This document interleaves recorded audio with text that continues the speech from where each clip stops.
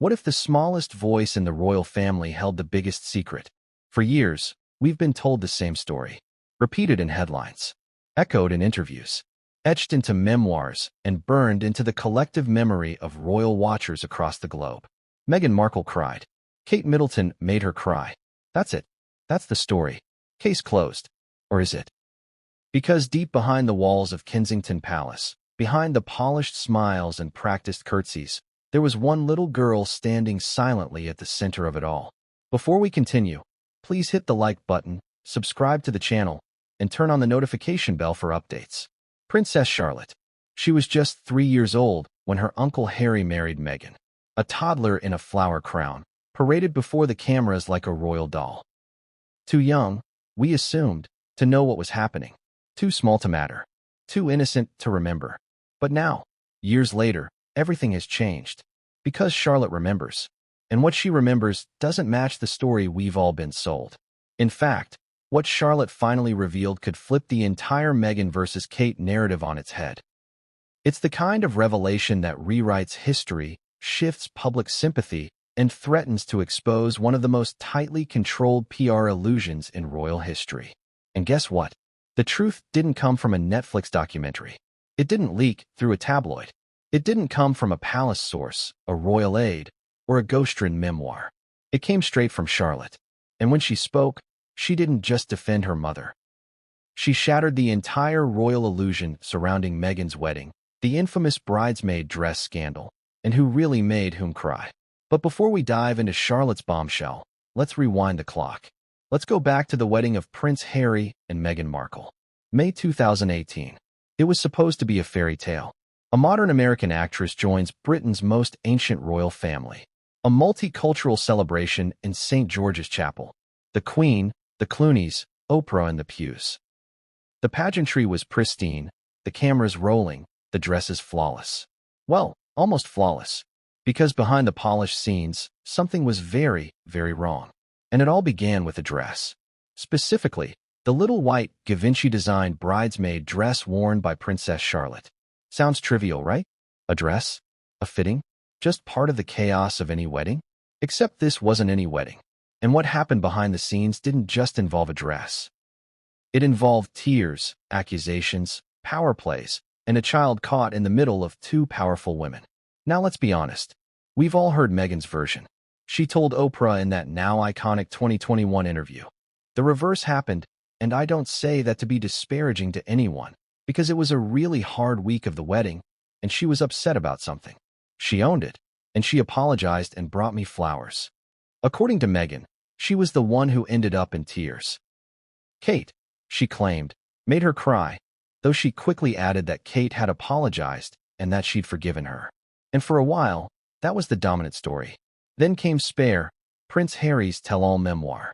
He doubled down on Meghan's account. He painted Kate as irritable, controlling, overly invested in tradition, and absolutely furious about the state of Charlotte's dress. In Harry's version, Meghan suggested taking Charlotte to a tailor. Kate refused. Texts were exchanged. Tensions rose. Harry claimed that Meghan was left sobbing on the floor. But there's one major problem with all of this. Princess Charlotte never spoke. Not publicly. Not privately. Not until now. And while the world argued over whether Meghan cried or Kate cried, no one ever stopped to ask why Charlotte was crying in the first place. Because yes, Charlotte did cry. That's not disputed. But what if the reason wasn't just a dress that didn't fit? What if there was something more? Something darker? Something the palace chose to bury? You see, we're told the story as a battle between Meghan and Kate. Two women. Two emotions. One victim, one villain. But every battle leaves behind a bystander. And Charlotte, the child caught between them, has been silent for too long. Until recently. Now, as she grows older, Charlotte is becoming more aware of the media storm she was born into. She's starting to read the headlines. She's asking questions. And according to multiple insiders, she's finally telling her side of the story. And what she's saying is sending shockwaves through the monarchy. Because Charlotte isn't just defending her mother. She's accusing Meghan Markle, not just of upsetting Kate, but of something far worse. Bullying. Let that sink in. Not just adult-to-adult tension. Not miscommunication. Not cultural misunderstandings.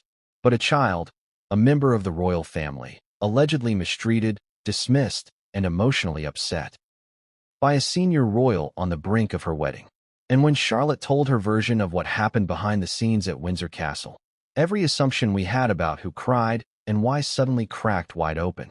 According to Palace Whispers, Charlotte's claims include being dismissed when she said her dress was uncomfortable, being told off when she asked for help, being made to feel silly and annoying during fittings, watching Meghan allegedly snap at staff and ignore her tears, seeing her mother, Kate, visibly shaken after a confrontation. Suddenly, the story isn't about one woman's feelings. It's about a little girl dressed up for a fairy tale, feeling humiliated and confused, and then told to smile for the cameras. Think about it. Charlotte was 3 years old. The world's eyes were on her. Her mother was stressed. Her uncle was getting married. And behind closed doors, she allegedly felt bullied, belittled, and overwhelmed. And then, years later, she hears on television that the woman who made her cry is now saying she was the victim. Wouldn't you want to speak up to? Wouldn't you, finally, want to set the record straight? And that's exactly what Princess Charlotte reportedly did. Now here's where it gets even more stunning. According to insiders, Charlotte didn't just speak out in a casual conversation. She wrote something, a private message, a letter, a quiet confession, and it was meant for her family only. But it didn't stay private for long, because when that message surfaced, allegedly leaked by someone within the palace, it changed everything. It exposed the uncomfortable truth the royal family had tried to bury. It reignited the Meghan versus Kate debate, but with a brand new layer. It made the public question everything they thought they knew. And it left Meghan and Harry reeling. Because for the first time, someone young, someone innocent, someone with no agenda, was telling the truth. Charlotte wasn't bitter. She wasn't angry. She wasn't playing games. She just remembered. And her memories didn't lie. But what exactly did Charlotte say? How did the palace react? And how did Meghan's team try to spin the story when this new bombshell dropped? We're going to break it all down, step by step. From the original dress debacle, to the hidden emotional wounds, to the shocking royal fallout that followed once Charlotte's message surfaced. Because this isn't just a story about a dress. This is a story about silence. About what happens when children are told to stay quiet for the good of the family. About what happens when truth finally breaks through decades of damage control. About a monarchy that once silenced Diana and is now facing a truth-teller they never saw coming. A child, their own flesh and blood. And her name is Charlotte. But what exactly happened during those final days before the royal wedding? What did Charlotte see? What did Meghan say? And how did one tiny tear-streaked bridesmaid dress rehearsal explode into a royal war that would last for years? Stay with us, because what comes next changes everything. And no one, not even Meghan Markle, saw it coming. What exactly happened in the final days before Harry and Meghan's wedding? Let's zoom in. The royal wedding preparations were already intense. The guest list was scrutinized. Meghan's estranged family was making headlines. Her father was caught in a paparazzi scandal. The British press was foaming at the mouth. The palace staff was stretched thin. And somewhere in the middle of it all stood a little girl named Charlotte. She was 3. She had no idea what tabloids were. No concept of duty or scandal. All she knew was that her white dress didn't fit. It was scratchy, too big, and no one seemed to care. But this wasn't a normal family argument. This was a high-stakes royal event. And emotions were running dangerously high. Now, according to Prince Harry's book Spare, the drama over Charlotte's dress began just days before the wedding. The bridesmaids' outfits, designed by Givenchy, had arrived, but they didn't fit. There were no time-consuming custom fittings. No rehearsal alterations. Just dresses and panic. Kate was reportedly very upset. Harry painted her as unreasonable. Meghan, he claimed, was calm, logical, suggesting Charlotte see a tailor. But Kate, he says, refused.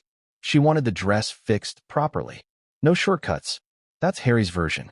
But what if he left something out? What if the problem wasn't just the fit, but how Charlotte was treated during the chaos? Because according to one palace insider, Charlotte left that dress fitting in tears. Not because of the fabric, but because of the way she was spoken to. Let's pause there. Let's imagine that moment. Not from Harry's perspective, not from Meghan's, not even from Kate's, but from Charlotte's. A little girl walks into a grand room at Windsor. She's surrounded by strangers. Adult women she barely knows. Assistants, stylists, photographers. All rushing, all tense. She's handed a dress. She puts it on, but it droops at the shoulders. It bunches around the waist. The hemline is uneven. She says it feels wrong. She says she doesn't like it.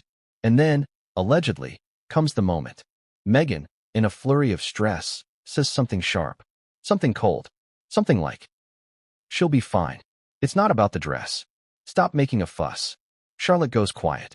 Kate steps in, trying to advocate, trying to explain that her daughter is uncomfortable, that she wants it fitted properly. And Meghan reportedly snaps again. Not everything has to be perfect. Just get her to a tailor. Except the tone, not the words, cuts deep. A 3-year-old doesn't analyze nuance. She just feels the energy. She hears the sharpness. She sees the tension in her mother's face. And she cries. Not a tantrum, not a spoiled outburst. Just silent tears. Now here's the twist. It wasn't just one moment. It wasn't just the dress. Charlotte, according to sources close to the royal household, began to associate Meghan not with kindness or warmth, but with fear. Every time she was around her in those final days, she reportedly shrank. She avoided eye contact. She clung to Kate's leg. She didn't understand the politics. She just knew she felt unwelcome. And Kate? Kate was caught in the crossfire. She was managing her daughter's emotions, navigating Meghan's assertiveness, walking on eggshells around royal protocol, and trying, desperately, to hold it all together. And then, according to multiple sources, Kate broke down. Yes, she cried, but not in front of Meghan, not during a dramatic confrontation. She cried in private, back at Kensington Palace, in her room, with Charlotte in her arms. It was Charlotte, insiders say, who told her nanny. "Mummy cried because I was scared." That sentence, innocent, heartbreaking, made its way up the chain, first to William, then to palace advisors, and then buried. Why? Because Meghan was about to become a royal. The wedding was days away. The last thing the monarchy wanted was a narrative of bride bullies bridesmaid. It didn't fit the image. It didn't serve the optics. So the story was flipped. When Meghan cried days later, likely over the mountain of pressure she was under, the palace protected her. The blame shifted. The PR machine spun up. By the time Oprah rolled around years later, the revised script was complete. Kate made Meghan cry.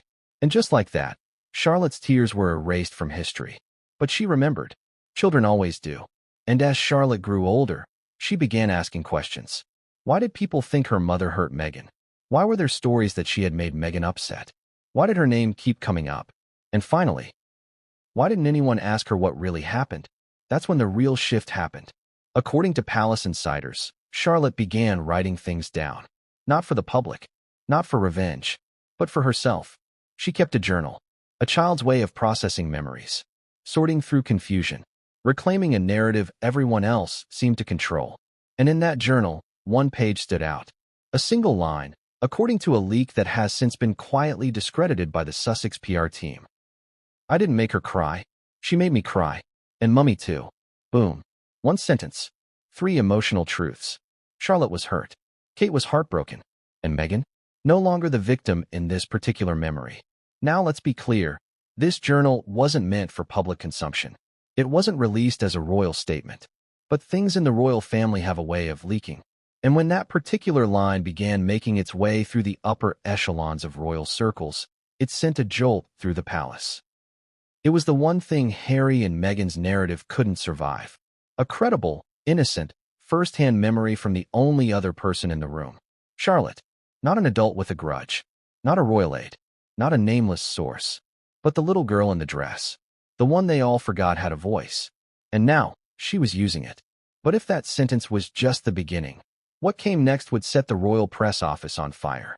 Because once Charlotte's truth was out, Meghan's team would launch a counterattack the palace wasn't prepared for. And behind closed doors, Prince William, King Charles, and even Queen Camilla would be forced to choose. Protect the image of the monarchy, or finally defend the child at the center of the storm. What they decided would stun even their closest allies. And what Charlotte did next would flip the script once again. Because this little girl? She wasn't done talking yet. She smiled for the cameras.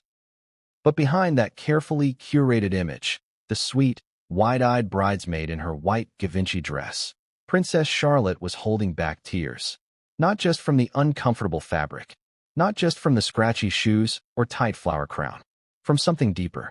Because hours earlier, in a private room at Windsor Castle, surrounded by adults, assistants, and rising tension, Charlotte had cried. Not a tantrum, not attention-seeking, but the quiet, breathless sobs of a child who felt unseen. And no one noticed, except her mother. Kate Middleton, the future queen, watched her daughter break down during what should have been a joyful moment. And for the first time that week, she cried too. But what exactly triggered the tears? What was said? What was done? And how did this story get so twisted? Let's rewind to that week in May 2018. From the outside, the world saw a royal fairy tale in motion. But behind the gates of Windsor Castle, the tension was unbearable. Meghan Markle and Prince Harry were in the final days of wedding prep. Emotions were high. Expectations were higher. The firm was already bracing for press scandals. Meghan's estranged family was causing chaos, and the staff? Exhausted. But Meghan, poised, polished, and determined to have her wedding her way, wasn't backing down on a single detail. She wanted a modern ceremony, a gospel choir, a mix of British tradition and Hollywood flair. Fine. But then came the issue of the bridesmaid dresses. Designed by Claire Waite-Keller of Givenchy, the same designer who made Meghan's now iconic wedding gown. The dresses were minimalist, elegant, chic. But there was one issue. They didn't fit. Not perfectly, not precisely, not for children. And Charlotte, like the other young bridesmaids, was being asked to wear a custom outfit that had never been properly altered. Now here's where the first cracks appeared. According to multiple sources, including snippets from Harry's own memoir Spare, Kate was already on edge. She reportedly messaged Meghan directly, upset that Charlotte's dress was too big, too long, too baggy. Kate wanted the dresses remade. Meghan suggested a tailor was already on standby. Kate didn't budge. But what most people miss about this story is what happened during that confrontation. Not between Meghan and Kate, but between Meghan and Charlotte. Because Charlotte was present. She was in the room when the fitting occurred. And what she experienced, according to insiders, was distressing. Let's paint the picture. The dress is hanging on a rack. Charlotte is encouraged to try it on. She hesitates. She doesn't like the way it looks. It droops. The sleeves slide down. The hem scrapes the floor. She says softly, "It's too big." A palace aide gently tries to adjust it, pinning the sides. Meghan, pacing nearby, allegedly waves a hand. "We'll get the tailor to fix it." It's not a big deal. But Charlotte begins to tear up. She says it's uncomfortable. And here, allegedly, is the moment that changed everything. According to a source close to Kensington Palace, Meghan turns to Charlotte and says, firmly, perhaps with a trace of irritation, "Just say thank you and be a big girl." The room goes quiet. Charlotte freezes. Kate, who'd stepped out briefly to take a call, returns to find her daughter in tears. She rushes over, kneels beside her, and asks, "What's wrong?" And that's when Charlotte whispers it. "She told me to stop fussing. I don't want to wear it." Kate looks up. Meghan is standing across the room, arms folded. The tension spikes. Kate doesn't explode. She's not that kind of woman. But she calmly says something to the effect of, "She's 3. She's nervous. We just want her to feel comfortable." Meghan, allegedly feeling criticized, replies, "All the girls have the same dress. The tailor will handle it." But Kate holds her ground. And Charlotte? Still sobbing. It's that moment, right there, that would later be reduced to a disagreement over a dress. But the emotional weight was far heavier than the press ever reported. Because Kate left that room shaking, Charlotte clung to her mother's hand. They returned to Kensington Palace. And that night, as Charlotte was put to bed, she reportedly said through sniffles, "I didn't like how she spoke to me. This wasn't about the dress. This was about how a child was made to feel. Dismissed, pressured, and silenced. And it left a mark." But here's where things get even more complicated. Because the next morning, Meghan reportedly did what most brides do after a pre-wedding blow-up. She apologized. Yes, flowers were sent. Yes, a note was written. According to Harry and Meghan, it was Kate who caused the problem. That Meghan was the one crying. That Kate brought the olive branch. But what if Meghan's apology wasn't an admission of guilt, but a strategic cleanup? What if she knew the moment was overheard by aides, by staff, by others who might talk? What if she knew this moment, however small, could be dangerous to her image? So she got ahead of it. She painted herself as gracious, and the palace, desperate to protect the image of the wedding, went along with it. They suppressed the rumors. They refused to comment. And the story twisted. By the time Oprah's interview aired in 2021, Meghan's narrative was dominant. The reverse happened. Kate made me cry. It was stunning, emotional, compelling, but it was missing one voice. Charlotte's. Because Charlotte was there. And now, years later, she's begun telling her version. In whispers to her parents. In quiet reflections. In the pages of a journal she keeps tucked away at Adelaide Cottage. And that journal, according to an alleged leak from someone close to the Cambridges, contains a heartbreaking sentence. I cried because she scared me. Mummy cried too. One sentence. That's all it takes to shatter a narrative. Because it wasn't about two adult women clashing over a dress. It was about a little girl, overwhelmed and dismissed, made to feel like an inconvenience. And her mother, trying to protect her, painted as the villain. Let's pause here and ask, how many of us have believed a story simply because it was told first, because it was told louder, or on television? But Charlotte? She didn't go on Oprah.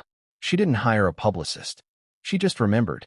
And that memory, the day the tears fell, would become the emotional linchpin of a royal scandal no one saw coming. Because what Charlotte reveals next will shake even the most loyal supporters of Meghan Markle to their core. And it all begins with a diary, a child's truth, and a sentence that Buckingham Palace never wanted to see the light of day. A sentence that Buckingham Palace never wanted to see the light of day. Why? Because it did something none of the tabloids, interviews, or memoirs could. It humanized Charlotte. It reminded the world that at the center of all the spin, all the scandal, all the screaming headlines, there was a child. A real one. Not a symbol of royal lineage. Not a political pawn. Just a little girl in an ill-fitting dress, scared, confused, and trying not to cry. And when Charlotte's version of the truth quietly leaked through inner palace circles, first as a whisper, then as a rumor, it hit harder than anyone expected. Because people believe children. Their words aren't filtered. Their emotions aren't strategic. Their pain isn't rehearsed. So when Charlotte, years later, supposedly said, I didn't like how she spoke to me. She made me cry. And Mummy too. Something shifted. Even diehard Sussex supporters had to pause. Because suddenly, it wasn't just a clash of duchesses. It was a child versus a duchess. A bridesmaid versus a bride. And that's a very different story. Now let's go back again. This time, zoom out. The palace had a choice in the aftermath of that fitting. When Kate returned home shaken. When Charlotte refused to rehearse the next day. When the staff quietly talked behind closed doors. They could have protected the child. They could have issued a statement. A clarification. Or at least pushed back on Meghan's Oprah version years later. But they didn't. Why? Because the royal family's greatest strategy has always been silence. Never complain, never explain. They thought time would bury it. That Meghan's tears on camera would overwrite Charlotte's tears in private. That the world wouldn't care about a child's memory when there were Netflix deals and California confessions to feast on. But time didn't bury it. Charlotte didn't forget. And neither did Kate. In fact, according to insiders, it was Kate who kept the journal page. Not because she intended to use it, but because she knew it might one day matter. A piece of evidence. A timestamp on the emotional truth her daughter experienced. And when the Oprah interview aired, she reportedly wept again. This time not because of the wedding, not because of Meghan, but because of the lie. Because Charlotte, now older, was asking questions. Mummy, why did she say that? Why did she say you made her cry? Kate reportedly didn't know how to answer. So Charlotte started writing again. This time longer. Pages filled with what she remembered. What she felt. What she wished she could say. It wasn't a smear campaign. It wasn't orchestrated revenge. It was therapy. A way to reclaim a story that had been hijacked and weaponized by people with microphones and marketing teams. Now here's the question. Why is all of this coming out now? Why, years after the wedding, are we suddenly hearing Charlotte's version? Because something changed. And that something was Harry's memoir. When Spare dropped, it wasn't just explosive. It was personal. Harry went after William. After Kate. after Camilla. But more than that, he dragged Charlotte into the narrative. He described Kate as emotionally rigid, said she lacked warmth toward Meghan, that she clung too tightly to tradition. But by mentioning the dress fiasco again, by reigniting that narrative, Harry unwittingly pushed Charlotte back into the spotlight.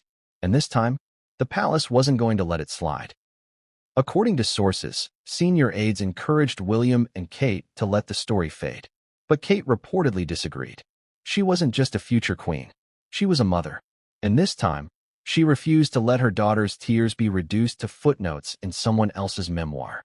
So she gave quiet permission. Not for a public rebuttal, not for a headline war, but for the truth, as Charlotte remembered it, to be privately acknowledged. One of Kate's closest confidants, someone who had been with the family for over a decade, began talking, off the record, not to tabloids, but to royal biographers, historians, and yes, even Netflix executives working on upcoming documentaries. And what she shared was devastating. Charlotte had internalized the whole experience. She believed, for years, that maybe she had done something wrong, that maybe Meghan didn't like her, that maybe her feelings didn't matter. Because no one ever told her otherwise. It wasn't until she saw Meghan's Oprah clip for herself, years later, that she realized. Wait, she lied. And once that realization hit, Charlotte reportedly cried again. But this time, it wasn't out of fear. It was out of betrayal. Because the person she'd tried so hard to be polite to, the woman she'd smiled for in photos, called Aunt Meghan in rehearsals, had erased her pain, twisted it, used it. That's not something a child forgets. And it's not something a mother forgives. Kate's silent strength for years had been admirable, but in private, the gloves were off. She stopped defending herself. She let Charlotte write. And when Charlotte's message, contained in a letter meant for her grandfather, King Charles, was quietly leaked to royal insiders, the bombshell detonated. Because this wasn't just a disagreement over satin.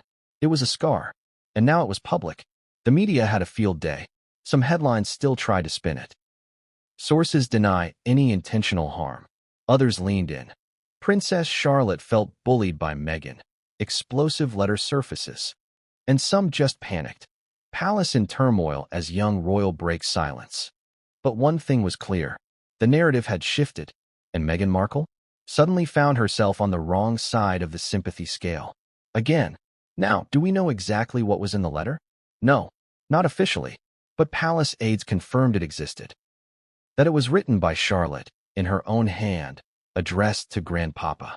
That it included phrases like, "I didn't like it when she told me to stop talking," and "Mummy was crying in her room." And that the last line read, "Please don't let them say it was her who cried." It wasn't true. 3 years after the wedding. 3 years after the world took sides. One little girl told the truth. And the truth hit harder than anyone imagined. But what came next? Even more explosive. Because Meghan's team saw the writing on the wall, they couldn't allow Charlotte's letter to dominate the narrative. Not with new projects in development. Not with Archewell's brand on the line. So they prepared a counterstrike. A calculated, media-friendly, emotionally charged countermove designed to protect Meghan and erase Charlotte's story once again. But this time, it wouldn't be so easy. Because Charlotte was no longer the voiceless flower girl. She had become something far more dangerous to the Sussex brand. A child with receipts. And what happened next would leave Meghan's PR team scrambling and force the palace to do something it had sworn never to do again. Fight fire with fire. She smiled in the photos. But that wasn't the real Charlotte. Because behind the delicate flower crown, behind the fresh white dress and rehearsed royal composure, the real Charlotte was trembling. And if you look closely, really closely, at the photos taken that day outside St. George's Chapel, you'll see it. The hands gripping tightly to Kate's. The lips pressed into a thin, anxious line. The eyes, wide, darting, unsure. It wasn't nerves from the crowd. It wasn't stage fright. It was something else. Something deeper. A memory. Because just hours earlier, that same little girl was curled in the corner of a dressing room, whispering to her nanny that she wanted to go home. That her dress felt wrong. That the lady made her feel bad. That lady was Meghan Markle. And this isn't speculation. This isn't tabloid gossip.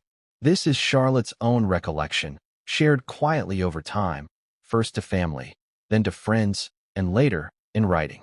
It was Charlotte who would later refer to that day not as Uncle Harry's wedding, but as the day Mummy cried, and I had to smile anyway. Let that sink in. Imagine being 3 years old, expected to perform for the world, smile on cue, pose in perfect symmetry with other bridesmaids, while your private world feels upside down. And the woman you've been told to trust, the one marrying your beloved uncle, made you feel like a burden. Let's go back again. The morning of May 19th, 2018. St. George's Chapel is buzzing. Final rehearsals are over. Guests are arriving. Photographers are in place. The entire world is watching. Inside Windsor Castle, the royal wedding party is preparing. Charlotte is helped into her dress. Kate is with her, calm, reassuring, trying her best to soothe her daughter's nerves. But Charlotte isn't smiling. She's stiff. She keeps fidgeting with the waistband of her dress, complaining that it's itchy, that it's too tight now, that she doesn't want to walk down the aisle. Kate kneels, adjusting her daughter's flower crown, trying to distract her. She glances up. Meghan enters the room. And the tension, unspoken but undeniable, immediately shifts the air. A bridesmaid rehearsal the day before hadn't gone well. Charlotte, overwhelmed by the flurry of instructions and the scratchy underskirt, had reportedly refused to continue. She'd cried. Not loudly, not dramatically, just quietly, in the way children do when they're deeply, deeply uncomfortable. And Meghan? She had allegedly responded with what one staffer later called cool detachment. She was calm, composed, but cold. She didn't kneel to comfort. She didn't coax. She reportedly told the staff, "She'll be fine tomorrow. Just make sure the dress is sorted." That was it. No warmth, no empathy, just logistics. And that moment, however small it seemed, was now lingering in Charlotte's mind. So now, on the day of the wedding, when Meghan entered the room again, dressed in her bridal robe, glowing, flanked by assistants, Charlotte instinctively stepped behind her mother. It's a small gesture, but it tells a massive story. Kate notices. Meghan notices too. And what reportedly follows is a tense, silent standoff masked behind smiles.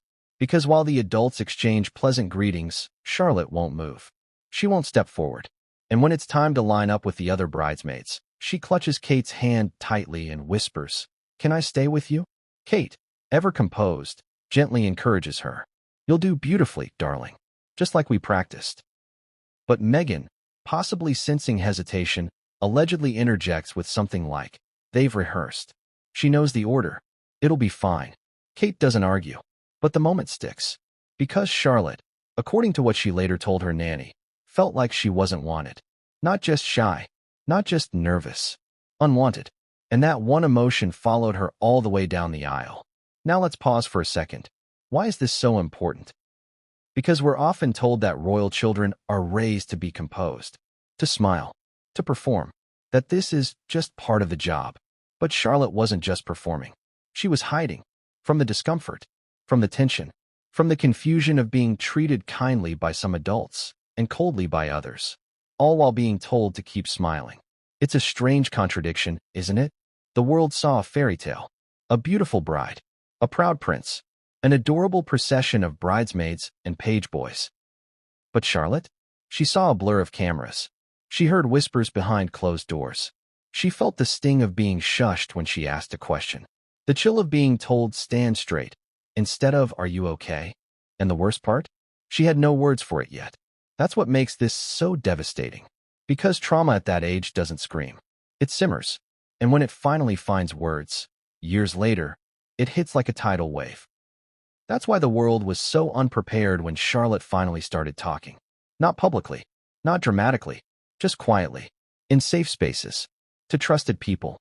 In short, gentle sentences that began revealing a much more disturbing picture than anyone expected. One aide recalled Charlotte saying during a tea-time conversation, "I didn't like how she looked at me." Another, closer to Kate, shared that Charlotte had asked more than once, "Why did she tell me I was fussing when I was just scared?" And perhaps most hauntingly, to her tutor during a homeschooling session, "It's hard to be polite when someone makes you feel small." These aren't the words of a tabloid. These are the raw, unfiltered emotions of a child trying to make sense of an experience that no one explained. And yet, the palace remained silent. Because to acknowledge Charlotte's discomfort would mean questioning the narrative they'd already allowed Meghan and Harry to dominate.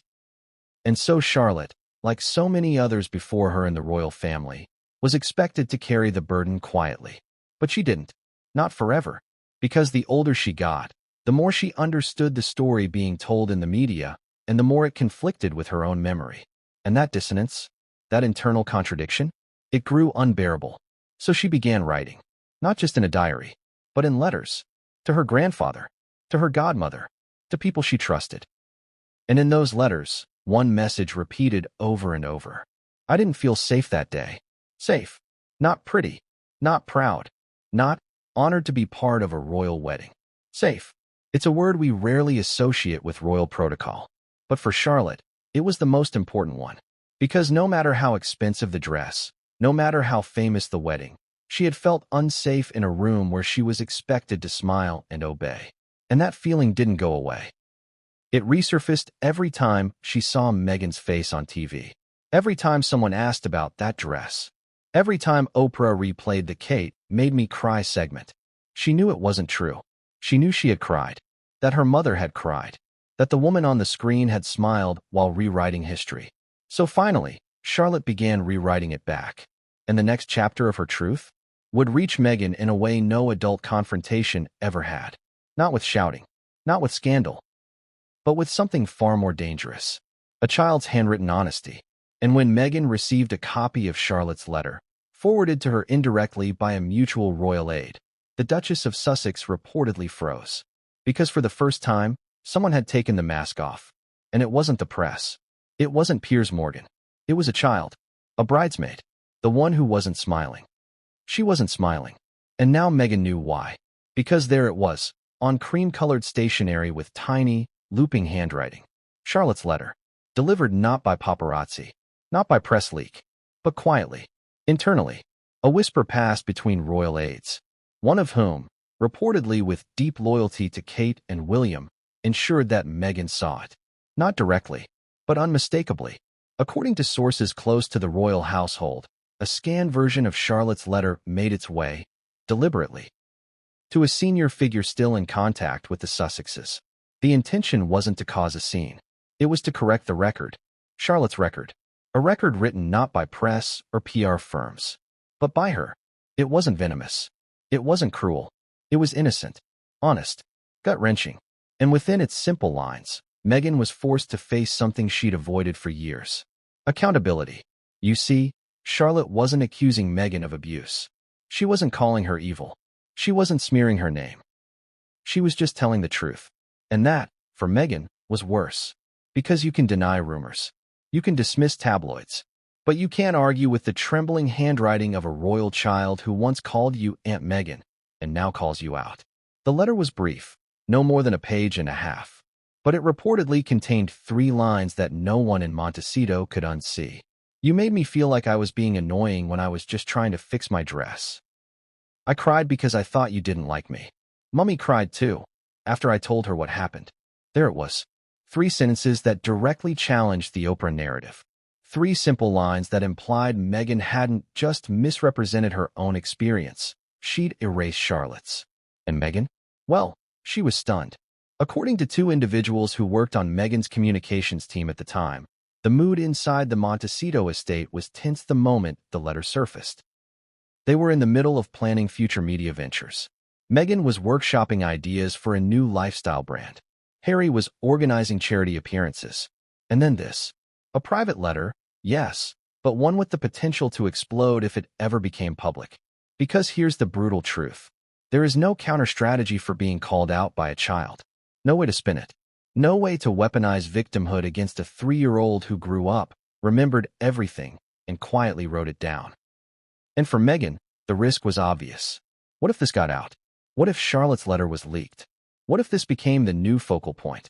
A simple shift, and suddenly Meghan wasn't the teary bride anymore. She was the stern adult who told a child to stop fussing and then reversed the narrative on global television. So Meghan's team kicked into high gear. Crisis mode. Damage control. But it wasn't the kind that involved calling tabloids or law firms. No, this was more subtle. More psychological. According to insiders, Meghan's inner circle began floating quiet messages to key media allies. Indirect whispers meant to reframe the situation without acknowledging the letter at all. Hints like, Charlotte was too young to remember everything clearly. Children are easily influenced by adult emotions. Kate was deeply emotional during that period. Her perspective might have colored Charlotte's. In other words, discredit the child. Softly. But here's where it all went sideways. Because Meghan underestimated two things. Kate was done staying silent. William was furious. Not publicly, of course. Not with interviews or statements. But behind the scenes, sources say William went ballistic when he learned that Charlotte's letter had been dismissed by Sussex allies as childish distortion. And that's when the second blow dropped. Kate, quiet, composed Kate, invited a senior royal biographer to Adelaide Cottage. Not for a tell-all. Not for a smear job, but to document Charlotte's truth. Not speculation. Not gossip. Documentation. The conversation was off the record, but the message was clear.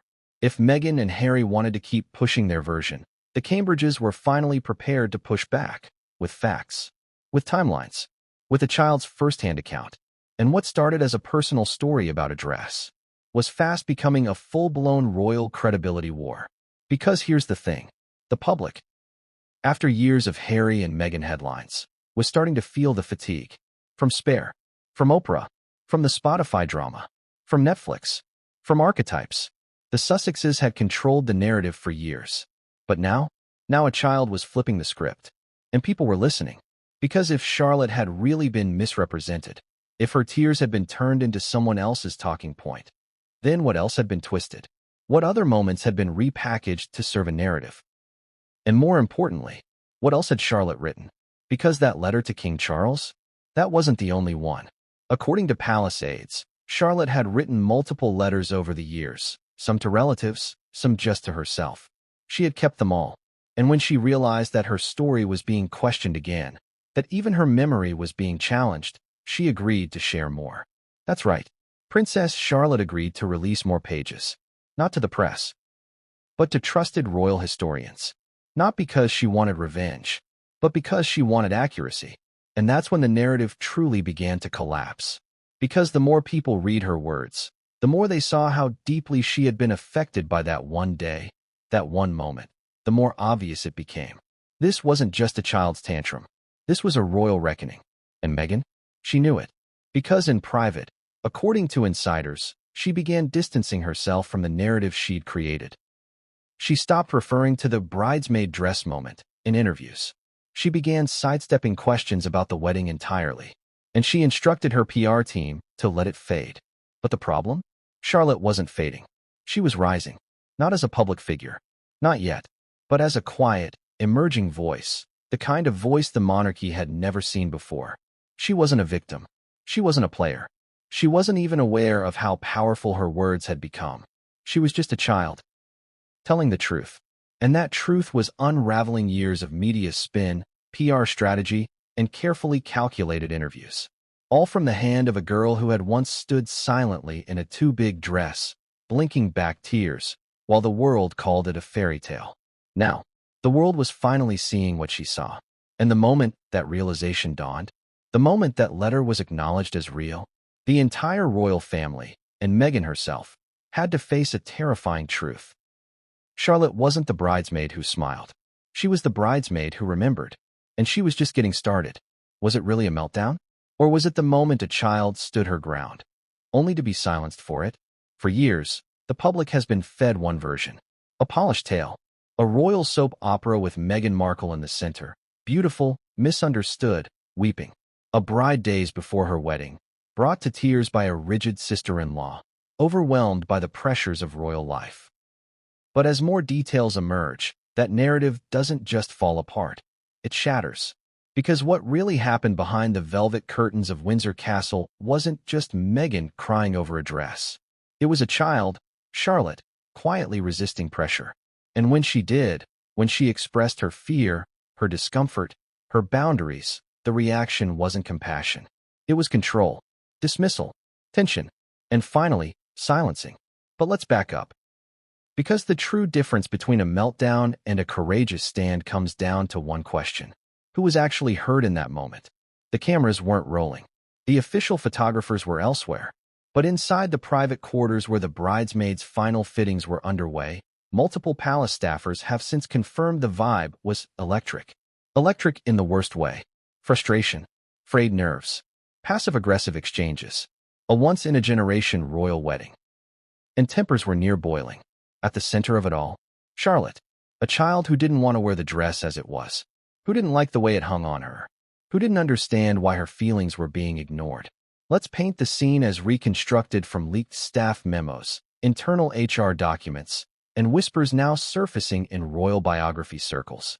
Charlotte steps out in the Givenchy dress. She fidgets, tugs the hem.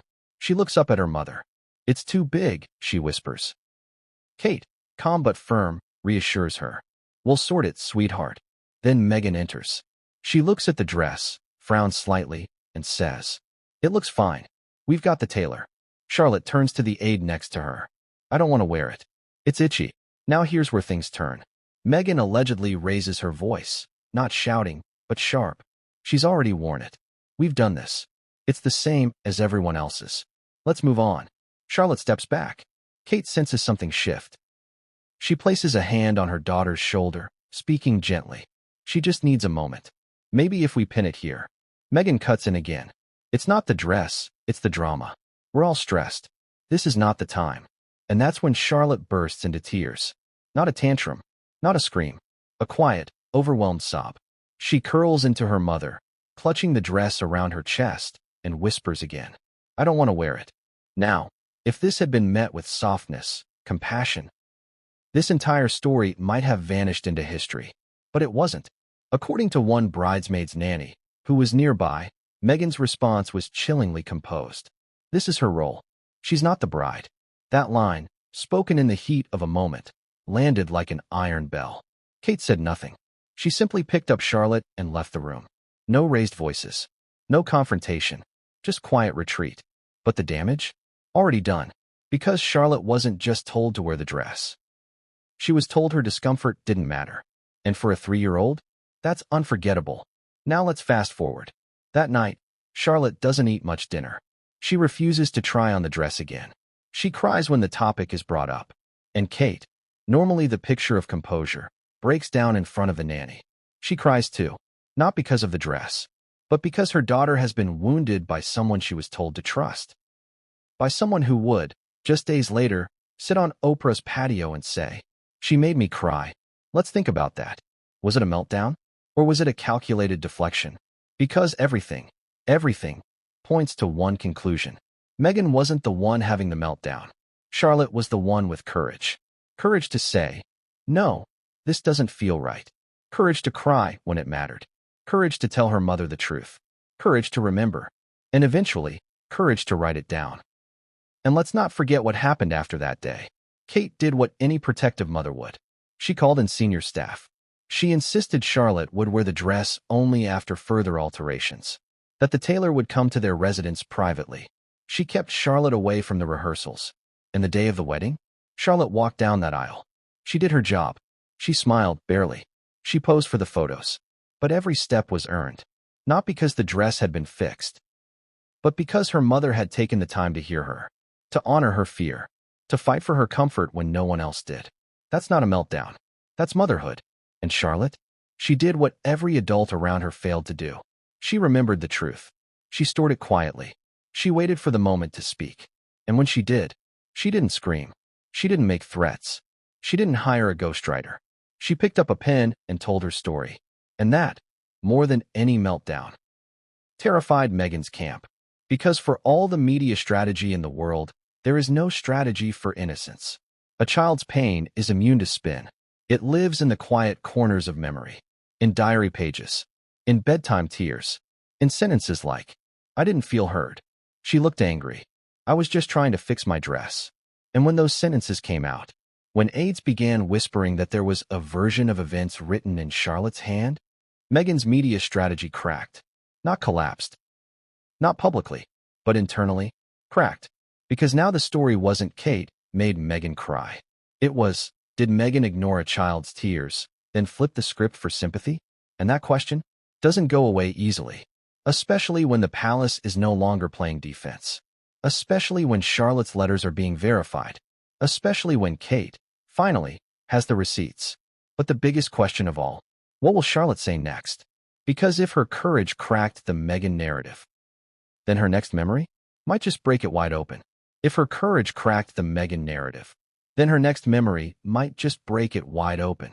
And that's exactly what it did. Because Charlotte didn't stop with the dress. She didn't just write about the fitting or the tears. She began recalling patterns. Moments that, at the time, seemed small, disconnected, forgettable. But when seen through hindsight, they painted a much more troubling picture. One of deliberate disregard, subtle intimidation, an atmosphere that made a child feel small, invisible, and, worst of all, irrelevant. Charlotte's memories, detailed in private letters later reviewed by a small circle of palace aides and trusted biographers, weren't salacious. They weren't even angry. They were confused, quiet, reflective, and that made them more powerful. Because Charlotte wasn't trying to destroy Meghan's image. She was simply asking, why did she treat me like that? One particular entry, dated 2 days after the wedding, reads, "When I smiled at her, she didn't smile back. I think I made her upset, but I don't know why." Another, "Mummy told me I looked beautiful, but the lady said we're not here to be perfect, just to keep up." I didn't know what she meant. I didn't want to walk next to her. And perhaps the most haunting line of all, when she looked at me, I felt like I was wrong. Pause on that. I felt like I was wrong. Not, I felt wrong. Not, I felt bad. Charlotte didn't just internalize the discomfort. She turned it into self-doubt. That's emotional damage no flower crown can hide. And this isn't about demonizing Meghan. It's about finally acknowledging what was swept under the rug in favor of curated narratives and global interviews. Because while Meghan's team spent years perfecting optics, Charlotte was simply growing up, and with each year, her clarity sharpened. She began asking harder questions. She watched old clips. She read headlines. She overheard conversations, royal staff, tutors, even passing remarks from visitors at Kensington. And the more she heard, the more she realized. No one had ever asked her side of the story. That's why the letters began. They weren't intended as revenge. They were protection. From memory loss. From revisionist history. From being the silent girl in the background of someone else's truth. And as the letters accumulated, so did the implications. Because Charlotte's observations weren't isolated. She wrote about how Meghan treated staff, how she ignored Charlotte's questions, how she whispered to her assistants instead of engaging with the children directly. One note even recounts Charlotte watching a makeup artist flinch when Meghan raised her voice during a rehearsal. Charlotte's takeaway? She doesn't shout. But people still look scared. That line, according to a former private secretary, sent chills through the palace. Because it confirmed what many behind the scenes had suspected, that Meghan's control didn't always come from yelling.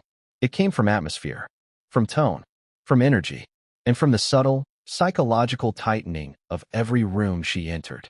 Now contrast that with the little girl in the white dress, clutching her mother's hand, trying to smile through what felt like a hurricane of tension. And ask yourself, was that a meltdown? Or was it bravery? Because Charlotte didn't scream. She didn't act out. She didn't refuse to walk. She did what was asked of her, even when her instincts told her something wasn't right.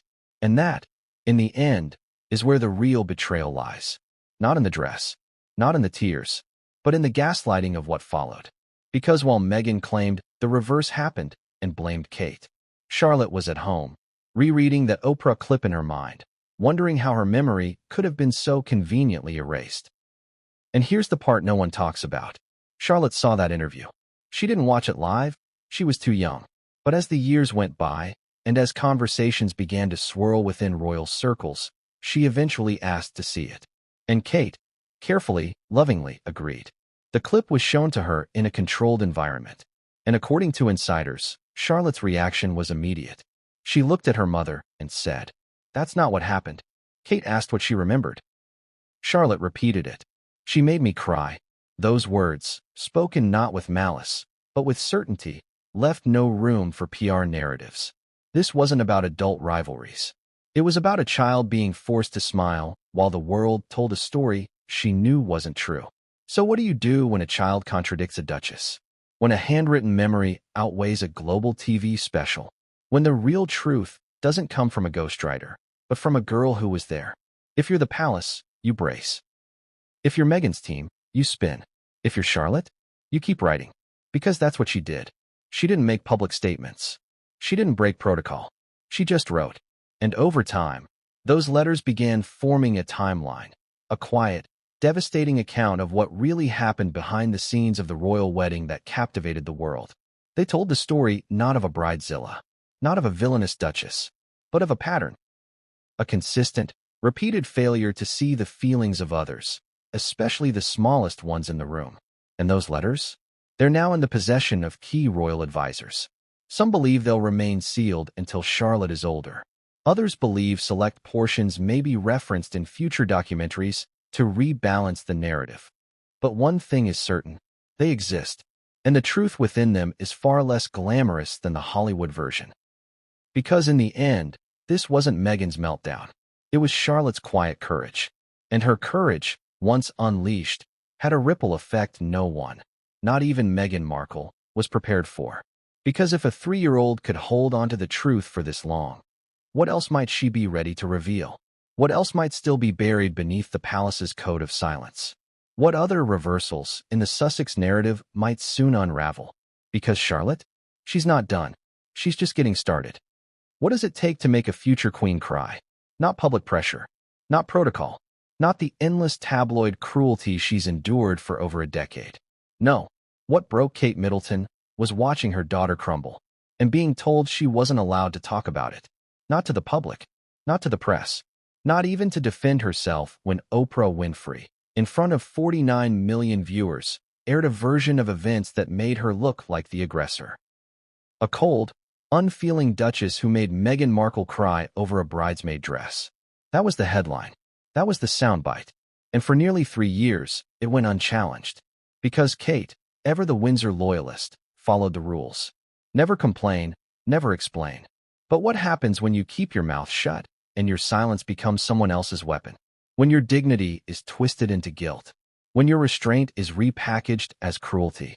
And worse, when your daughter's pain is erased entirely because the world prefers the fairy tale of the weeping bride. That's exactly what happened in the months after the wedding. But to understand the full picture, we have to go back to the very day it all fell apart behind the scenes. Let's call it the day Kate broke down. It wasn't at the dress fitting. It wasn't during the wedding ceremony. It was hours later, after Charlotte had walked down the aisle, after the cameras had stopped flashing, after the smiling portraits had been taken. Kate returned to Kensington Palace with her family. She tucked Charlotte into bed, and then, according to her longtime personal assistant, she sat down in her dressing room, closed the door, and sobbed for nearly 20 minutes straight. Not because of the pressure, but because of the guilt. Because she had asked her daughter to be brave, to walk down that aisle, to smile, to do her duty, and Charlotte had done it, flawlessly.